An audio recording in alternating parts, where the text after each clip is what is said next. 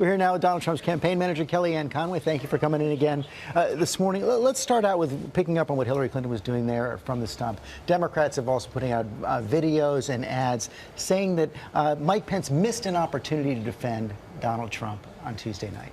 We totally disagree. I understand why they're desperate to clean up Tim Kaine's performance. He interrupted 72 times.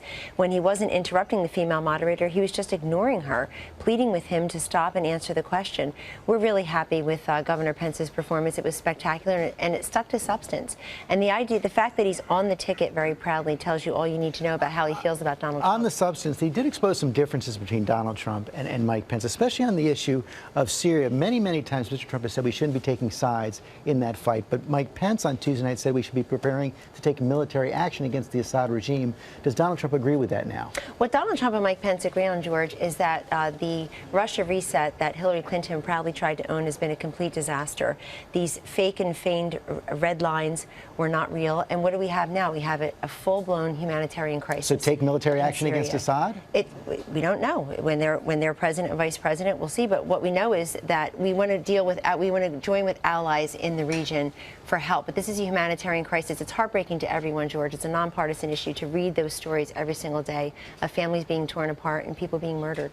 I know you're pleased with Mike Pence's performance on Tuesday night. A lot of reviews from Mr. Trump coming out of his debate, not so good. The polls have fallen since then. There's something in the Wall Street Journal this morning. It said that Mr. Trump equivocated on his belief that he won that debate when he reviewed the videotapes. What did he learn from those tapes?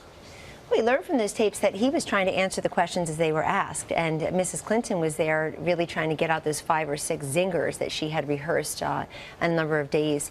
And so this time, I think that Donald Trump in a town hall format, it's one in which he's very comfortable. You've seen him because ABC has covered some of his town hall formats. He enjoys sitting there one-on-one. He enjoys engaging with the audience. He's the one out there at these rallies and smaller settings every single day. He just had a West Coast tour where basically there were more people outside trying to get in than inside practically. Thousands and thousands of people there to hear his message. So it's a comfortable format. And I think Donald Trump got no credit for being gracious to Secretary Clinton, asking her, should I call you Secretary Clinton, when she was calling him Donald. At the end, pulling his punches about Bill Clinton and the women and the way Hillary Clinton treated those women, blaming and shaming them in the 1990s when it was revealed her husband was having those affairs. He got no credit for being gracious and restrained. But I thought he made a lot of great points in that debate. He talked about the differences on trade and immigration, and that Hillary Clinton and Donald Trump Hillary Clinton and Barack Obama created the vacuum in which ISIS. But he does need a win Sunday night, doesn't he?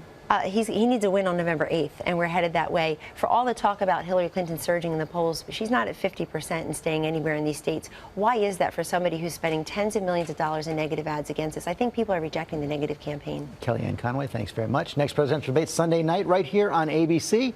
Our Martha Raddatz co-moderating with Anderson Cooper of CNN, and I'll be anchoring our live coverage with our whole political team starting at 9 Eastern.